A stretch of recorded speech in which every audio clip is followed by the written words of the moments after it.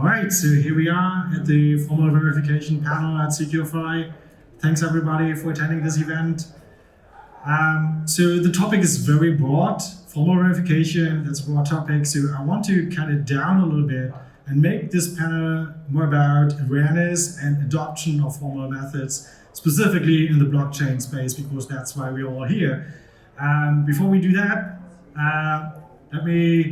let's quickly do introductions. So my name is Raoul. I'm a formal verification engineer and head of developer tooling and runtime verification. I'm the moderator of this panel, and these are our panelists. And we will start with maybe Julian Sutherland. Introduce yourself. He's working for Nethermind. Should I pick up the microphone? Oh yes, sorry. Yeah, no worries. Hello. You can also shout if you want to. Yeah, I think it might be nicer to use a microphone. Hello, I'm Julian. I'm the head of formal methods at Nethermind, and we focus, I guess, primarily on hard formal methods using the Lean 4 proof assistant. And I'll tell you a bit more, I guess, in the subsequent questions about how we're applying this and you know what different areas we're applying this to. Hello, everyone. Thanks for coming. So I'm Alex. I work at the Ethereum Foundation. I've been there for about a month now. And my, job description there is trying to find ways to use formal verification to make Ethereum more secure so that we don't all lose billions of dollars and have to fork the layer 1 again. Hi, I'm Kostas. I'm the CTO at Veridice. So there we are doing a lot of auditing from in the whole kind of Web3 stack, from blockchain infrastructures to ZK and ZK EVMs. And we use some formal method tools, including static analyzers, fuzzers, and verifiers to have the auditing process. Hi, I'm Mooly. I'm an academic in computer science in Tel Aviv University, and also a CEO and co-founder of Satora. Satora is a security company. We do many things, security services. We also develop tools. We developed the Satora Prover specifically, which is making formal verification available for Solidity, smart contract Solidity developers. Okay, great. So we have a diverse panel here. By the way, I forgot that at the beginning. I will try to make some time at the end for questions from the audience. So, if you have a question, just raise your hand. We have a second microphone here that we can give to you. By the way, I have also some questions prepared. So let's start with the basics, like formal methods and formal verification. They are kind of the solution to a problem, right? But what is the actual problem that we are solving with formal methods? Specifically, what are you using formal methods for in your company or for your clients? What problems do you solve for them or for your company? Yeah, so right now, the main things that we're focusing on is looking at verifying ZK circuits as well as ZK on-chain ZK verifiers and these sorts of things. So we look at obviously pieces of software where there are complex mathematical invariants, where it's easier for a software engineer to make a mistake in a large, a ZK verifier is just a huge thing that evaluates a bunch of polynomials over a finite field and then does an elliptic curve pairing a lot of the time, these sorts of things. And it's very easy to make a mistake in these sorts of things, as well as not only in the implementation of the verifier itself, but also in the mathematical principles actually, underlie this, proving the knowledge error of the ZK protocol and these sorts of things. So there's a lot of complexity there, lots of places where mistakes can be made, and we try and we use mechanical theorem proving to give the highest possible level of certainty that this is correct. That would be my answer. Let me pass over to. Yeah, I think June's answer is pretty on point. I guess if I can add a few things. I think one aspect of blockchain is that we're supposed to be able to trust the code, and formal verification is probably the only way that we can really know that we can trust the code given the size and the complexity of the code bases that we're dealing with. And I think something that comes up as well at the moment quite a bit is, talking about ZK circuits and the kind of ZK VM stack, is people are really pushing as much as they can for performance to make sure this thing's scale and cheap and the users can actually use these things. And when you start pushing for performance, doing kind of maybe sketchy looking optimizations, dealing with kind of assembly and trying to optimize things there, then your code really becomes quite hard to audit. and auditing kind of loses effectiveness at that point, and you really need formal verification to kick in and deal with these things. Similar kind of like approach, but like I think we have like a bit of broader kind of like tools, since we have like formal method tools from like static analyzers to all the way to formal verifiers. So we kind of like use it to solve like two problems. The first one is kind of like to make sure that like our auditors or like like the code base of the client doesn't have like any known kind of like vulnerabilities like liendres and stuff like that. So this is where we're gonna throw our static analyzers and our liendres and so on and so forth.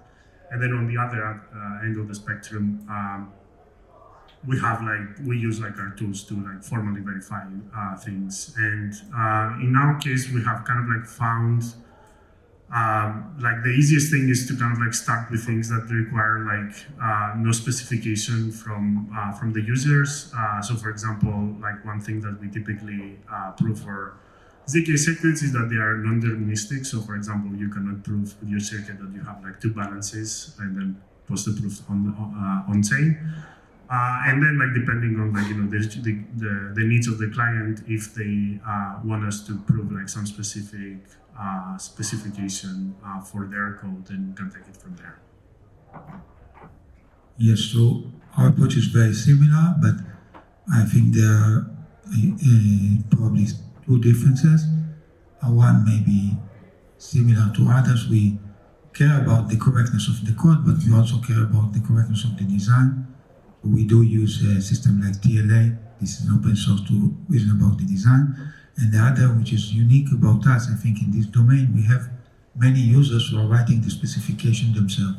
So we need to support them, and that's actually pretty interesting for us, how to make sure that they write the spec correctly, and also how to prevent failures of our tool.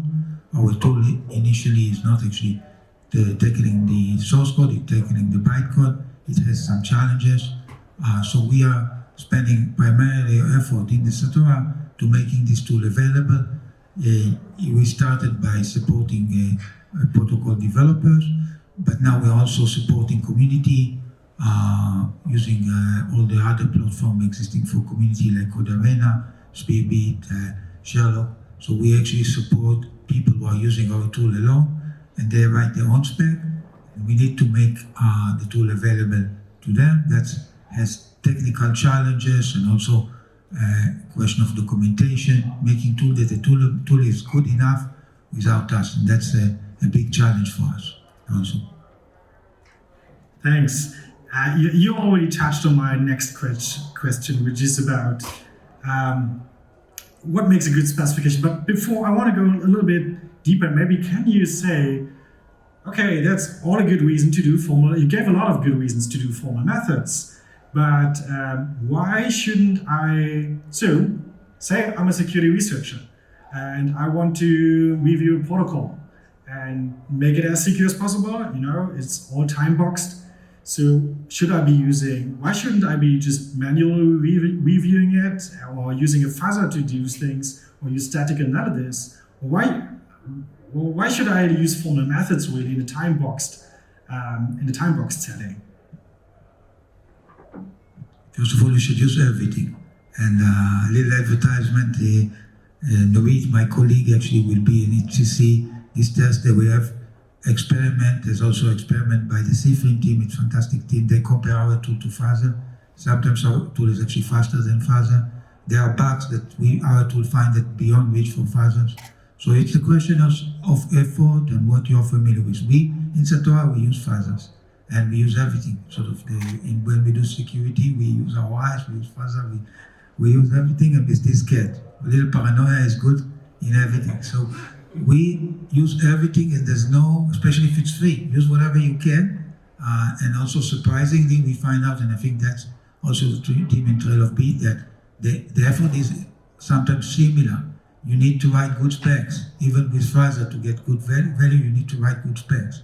And we find out that we have powerful language to write specs. Now we integrated it with Foundry. So it's the issue that you want to write specs, and you want to encourage people to write specs.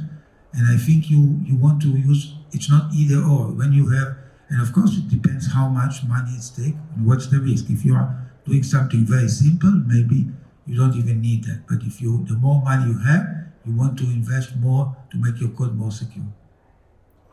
And also, like, I think, like, an audit may be time boxed, but security shouldn't be time boxed, right? Like, you should, like, investing in security all the time.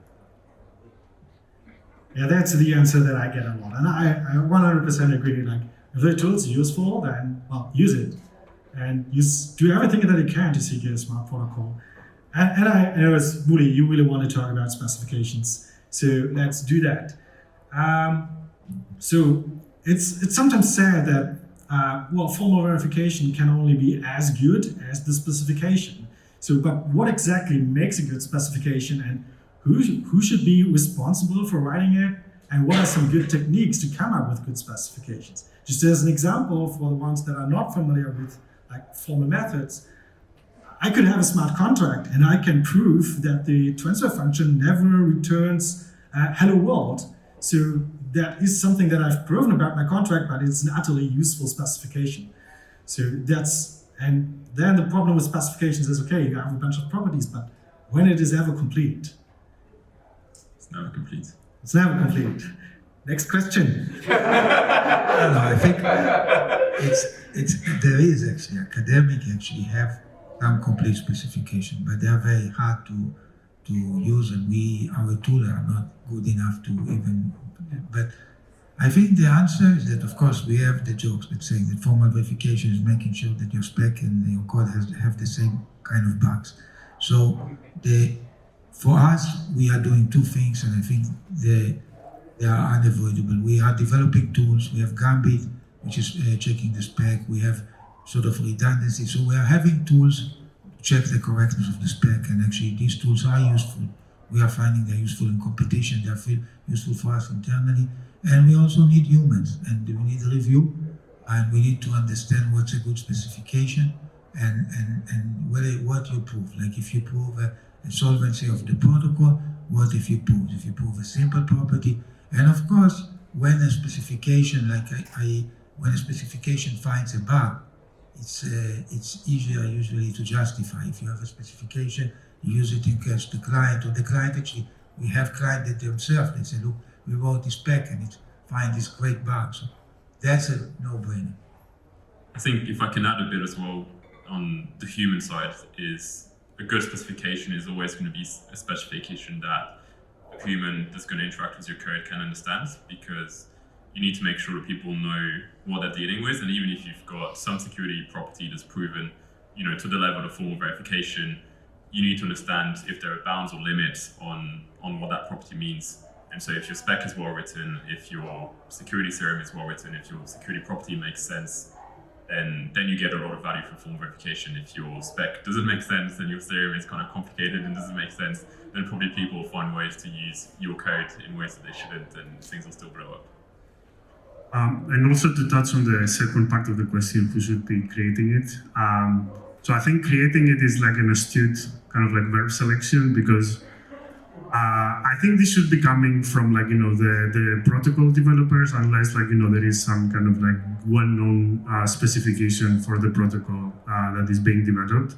But usually in our experience, the person who creates the protocol versus the one that engineers the protocol are different, because the second one needs to understand the underlying tool to optimize and refine the specification to eventually get the most value out of the underlying tool. So yeah, I think here I'm going to have a slightly controversial view, shall we say, in that spice it up. Let's spice it up. In that I think that formal verification in conjunction being used by developers as they're developing whatever protocol or whatever they're working on is a great idea and allows them to catch a lot of bugs. But we have seen in the last couple of years a number of protocols that were formally verified in one way or another that actually were exploited. The reason, typically, I think in every single one of these cases, it was because the specifications were written by non-experts, right? And of course, as Mooly pointed out, there is an educational problem, and there are various ways in which we can educate normal day-to-day engineers, and obviously also writing various DSLs which can make it easier to express these things. However, I feel like at the end of the day, and this is a very convenient thing for me to believe, and that it means that people give me money. But I do believe that, people on this panel have spent years doing PhDs to learn how to write these formal specifications extremely accurately. And I don't think that there's any replacement for that. And of course, we do it in conjunction. When we talk with our clients, we do it in conjunction with the peer protocol designers and these sorts of things. But the kind of, particularly when you're looking at these sorts of complete specifications, right, which is really what we do, given that particularly given that we work with hard formal methods, the kind of thinking that is required to, and this is, obviously just my opinion, but the kind of thinking that is required to be that precise about your specification, I don't typically find it in your average, say, Solidity developer, right? And so I think that actually this is an important part of our interaction with the ecosystem, where we need to learn to talk to these people, and we should be the ones who learn to formalize their thoughts. And like this, it gives a second person to filter their thoughts, but then also it gives someone who is really an expert in formalizing, taking a vague idea and creating a mathematical formula, a precise mathematical formalism from it. It puts them sort of in the loop. And so I think that massively increases the probability of you getting your specifications right. But other than that, yeah, I agree broadly with everything. Okay, Mooly, I know Mooly is going to want to say something about this. Yes. Sorry, this really, it's interesting actually. It feels like somebody with a PhD is protecting their territory. So, yeah. Fair enough. Okay, I have a PhD. so actually, I don't want to use names because actually this is the crypto, it's a small domain. But, and also our competition, we have 30 participants, not 3,000, unfortunately. We have, in the last 4 years, have seen people writing rules without PhD, with not say anything with PhD, but that are fantastic.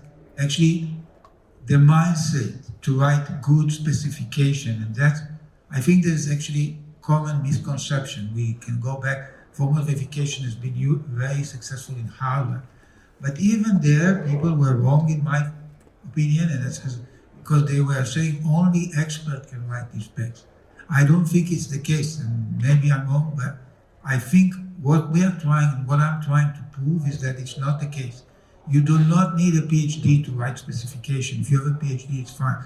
But you can write a specification. If you need some kind of curious mindset. You need to understand and think somehow in a negative way, somehow, trying to understand what can get wrong. The security researcher mindset for writing specification is fantastic. We've seen, actually, even in Satora, that I don't want to say name because some of them are here, there are people without PhD who are writing amazing spec. Of course, there are people with PhD who are writing amazing spec. I think you don't need us, actually. I don't know if there are people here from the SAFE team, but I went to visit them in Berlin and they told me, we don't need you here anymore. We write spec without you. That's great. That's the position we want to be. That's exactly the position we want to be. The position that, so far, one of the problems we have, that we have to basically babysit our client. But when we don't need to babysit them, I'll feel very good to retire. So we do not want to, I completely contradict it. It's the history, but it's not the present, and definitely not the future, and especially not in Web3, where there's so much talent, and it's such a small domain, and it's so mathematical. It's actually, sometimes writing the spec, often we come to our client and we give them the spec and say, why didn't you tell us before? We'd write the code differently. The spec is often very natural. It's not like you have to write, we have seen cases, like, I don't know if you know, like people in mathematics prove this four-color theorem. That's horrific math theorem, but that's not the case in crypto. You have actually natural specification, something like solvency, stable code, not just ERC20. You can actually specify interesting, complex mathematical features, AMM. You can specify them in a natural way if you write high-level specification. I think if I can just add a tiny bit. So I actually agree that I don't think you necessarily need to go through doing a PhD and so on to write. I want to say that I just mentioned PhD as a completely arbitrary, and I'm just saying someone who's an expert, right? But I think I guess the point I want to make, and I partially agree with both of you, and I think there is a kind of security mindset that goes into it, but I think a lot of the skill in writing a specification is actually a bit different from the standard security mindset, in that something that's very useful to write a good specification is to have a good idea of how to actually set your specification up so that you can prove things from it. And that I think is the more kind of mathematical part, because it's very much, if you've done kind of maths and theorem proving in general, you learn to kind of use definitions and use axioms in such a way that actually your proof becomes a lot easier. And that actually is I think, a bit different to the security mindset, which is trying to find holes in existing specifications, and I think there's kind of two slightly different skills. It's offensive versus defensive, right? It feels like. Yeah. But it feels that. Take the mic. Yeah, it feels that you are right, of course. You are right, but it feels like often these people, the way they find bugs, we have actually few people at the time, they think actually about the spec. They have the spec in their head. They don't necessarily write it in temporal logic or in CVL or you name it. They don't, but they have the spec in their mind. Invariant is very, very crucial capture for them. When they are looking to break your invariant. I've seen it, I'm sort of talking to some of them, they don't even have undergrad in computer science, but they're smart and they know how to break invariant. That's how they think things. And if you ask them actually the properties, yes, it's true, it's a learning curve, but it's not so hard for them. I think also with respect to kind of finding bugs in specs, the rule of thumb typically is if something doesn't look well defined or isn't well documented, then that's a good place to look. Yeah, definitely. Sure. And if you have something complex, Short and concise, yes. I just wanted to add, as I said, a couple of. I didn't want to sound too. What's the word that I'm looking for here? protective. Not protective, rather. Saying that this is an area that only people who are experts can contribute and can contribute to. But I agree with you, Mooly, that it's definitely the case that for a lot of DeFi protocols and these sorts of things, engineers can effectively write a lot of the correct invariants. And I guess it depends also specifically on exactly what kind of system, the complexity of the system you're reasoning about too, right? Yeah, so I like how this discussion unfolds. So you're predicting all my questions. So because the next question would be precisely about how can we lower the entry barriers to formal methods? Because there is this conception in the space that formal verification can only be done by university professors, by PhDs. I'm not a PhD, but I think I still can do it to some degree. So, but really, like every security researcher is able to do tests. How do we get to a point where every formal verification engineer is able to do their own formal verification? Or maybe we never get to that point, but I think we all agree that it would be very useful if more users, more security researchers use formal methods in their security practices. So how can we onboard these people? How can we welcome them into the space? How can we make it easier for them? Okay, so I guess if we talk about formal methods in general, I think there are already tools that have low entry barrier, right? You don't need a PhD to run a static analyzer. But even for those cases, I think improving the user experience, or even removing formal verification jargon from your documentation. So if you have to read 2 Wikipedia articles to start using a tool, that might deter people. But I think to build on the previous conversation, I think we need to reach a future where more and more people are able to write their own spec, because that will also increase the value of our tools and also scale our business at the end of the day. Because if you have only 5 people that can write specs in your company, then you're in trouble, I guess. So I think there are two sides to this. I think one side is that formal verification is actually quite niche compared to, let's say, testing and auditing. So a lot of people will actually write code and write specs with no awareness that actually maybe you should formally verify it, or how would you do it. And so the code or the specs aren't written with that in mind, and then that causes issues when you try and formally verify them. And that means that because these things aren't kind of made easy to formally verify, you need to actually get someone who has more expertise and experience to get that work done. And I think in terms of addressing that, one thing will be kind of more awareness, and the more we formally verify things, the more people will hear about it, and the more people will think about that in terms of their own kind of deployment and development cycle. And I think something else is that right now, a lot of the formal verification tools are either you get automated tools that you kind of run on top of your code, or you do maybe interacting serial proving, and you're doing that in another language than what you're writing your code in. So there's a massive barrier to entry to doing that. And I think if we get maybe closer to, you should be able to kind of verify your code in the same way that you write it, then maybe that also bridges the gap between development and writing code and actually trying to formally verify it. And also actually makes our jobs easier if we're just formally verifying things, because you're working within the same framework. There's less kind of translation issues between both of them. And that's something that hopefully will improve with time. Yeah, so I agree that integration is a big part, integration into tools. I think mindset, you already mindset, sort of teaching people about the mindset. I think in terms of education, this is actually unique about Web3. We have SecureFi, which taught Satora, now RV, I guess. You did something about verification, right, recently. There's SecureFi, that has a course on formal verification. So there's the Web3 is a domain which is maybe not yet crypto zombie, but maybe it's a good idea for us, for you. So the issue for people to get more education, get more people and get them early into adapting that. I think it's interesting, like companies like OpenZeppelin did a lot with education. So basically educate people more, I think education, documentation, what it was used for. Even like you're saying that people found bugs after formal verification. We know one area the formal verification was successful is compilers, and after that people found bugs. But it's interesting, it's still the mindset, people understand that. So the issue that get people more aware of what are the good things about formal, what are the bad things about formal, what are the limitations.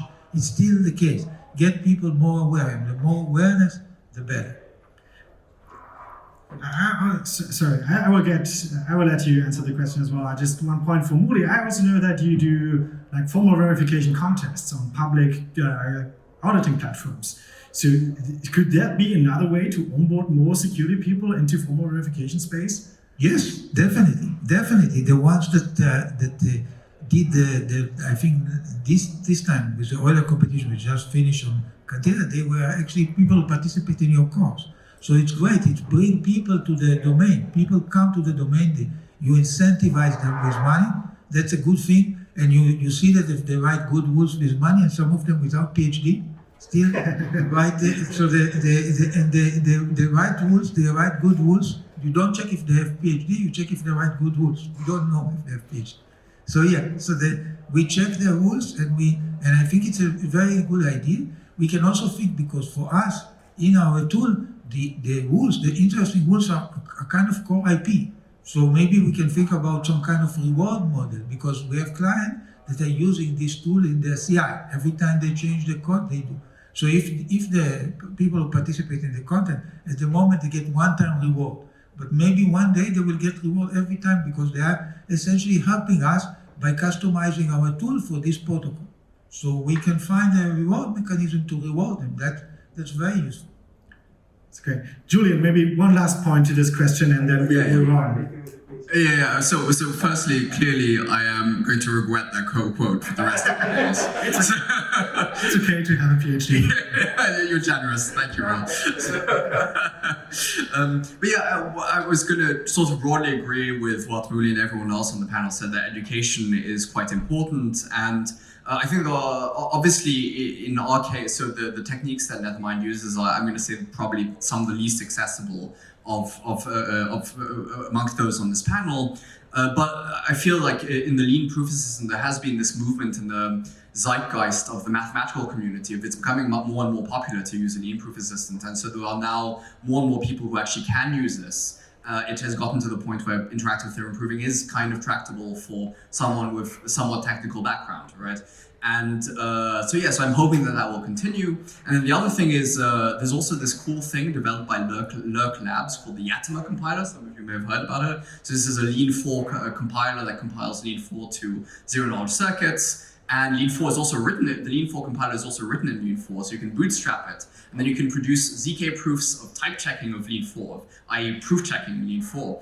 And actually Nethermind is thinking of working on essentially a distributed on-chain network in which a developer can write in either a DSL or as a test, can write basically a specification, which can then be extracted into our Lean 4 framework, which we will clear for formally verifying UL, and this can all be put on chain with a reward, with whatever reward structure you want, and people can then get paid for actually formally verifying a contract. Oh, that's very interesting. It's kind of a cool idea, but there's an even cooler layer to this, right? Which is actually this can create formally like a certified cross-contract calls. So I can call a contract, and before I do it, I can ask it to produce a zero-knowledge proof that it is correct with respect to some specification I want, right?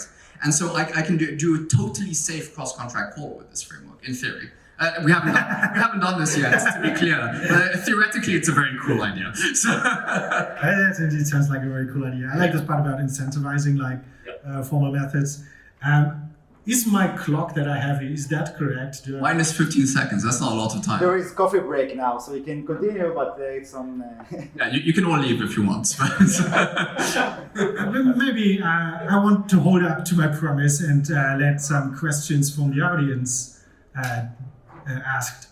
So is there somebody that has a questions for our panelists? There's one. I will just shift the microphone. Go.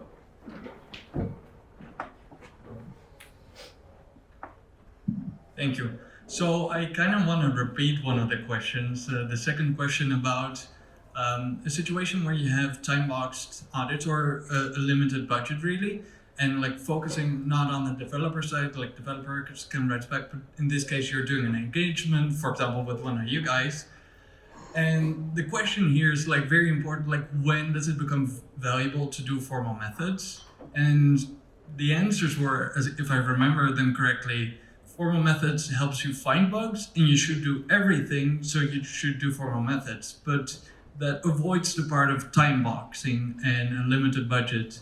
So my question is really like, when does it become valuable to do formal methods? Are there specific types of projects where it matters? Do you find different kinds of bugs? Or, for example, if you have different auditors or like formal verification engineers, like with different skill levels, does that matter? And yeah, that's kind of like a large question. And the answer can be, we don't really know, that's fine. I think that's a very fair I think actually we in our view probably have the opposite answer. Our answer is that as early as you can, and even if you have zero time, as early as you can, using as many tools as you can, and if you cannot write good specification, use bad specification. It's also good, I can show you actually 2 recent bugs that were found with simple properties that even if you have zero time, I would argue use specification use formal method is also easier in some sense and you don't even need to wait until the code is feature complete. Not everybody agree here, I think. I kind of agree with that, and like also like I mean, like, you know, as early as possible is always an asset, but it also comes like what the client like comes and asks you, right? Like we can, like, you know, we cannot change the mindset of the client, like, you know, even if we want to. So if they just want like a stamp of like, you know, XYZ company that, like, you know, they have reviewed the code, found X issues, and then they have been fixed, that we can do. But, like, you know, we are always kind of like more excited for clients and companies that are kind of like security conscious from the get-go, and I think that's where it kind of like makes more sense to kind of like invest and, like, you know, do like as much formal verification. Can I clarify a little bit? So, for example, take me, I'm a security researcher, I have some experience with formal methods. You hire me for 2 weeks. Should I use a tool like Certora or Lean or not? Like, will I find more bugs? What did you think this question? 2 weeks is probably a bit short to use lean. Yeah, Fair enough. Half year. Half a year you can use it. yeah, half a year is okay. Yeah. I think it depends. It depends on this question really depends on the code that you have and the property that you have. If you are doing code which is heavily in mass, you may actually with 2 weeks it depends on the time on the thing. For example, if you're doing ERC or you're doing a stable coin, I would say use a formal method in these 2 weeks. Of course, if you have your time while the tool is working, you read the code. There's nothing, you can find bugs that the tool doesn't find, and the tool can find bugs that you don't find. It's not either or. But writing the specs for a simple thing, and usually you can just copy and paste and adopt. It's actually not so bad. And the running time is, while it is running, doesn't prevent you from reviewing the code. I don't see that. So I don't even think it's the right question in the sense that I'm assuming you are a human, you can do multitasking. You can actually, no, not really. While you are staring at this tool, the tool is running on the cloud. Can I interrupt you, Mooly? I would say let's take this question offline off the panel. I don't want to break too much into your coffee break, which is well deserved. The panelists, I think you will be all around here, so happy to discuss more questions. And yeah, thanks again to all our panelists. Thank you so much. Very busy panel. Thank you so much.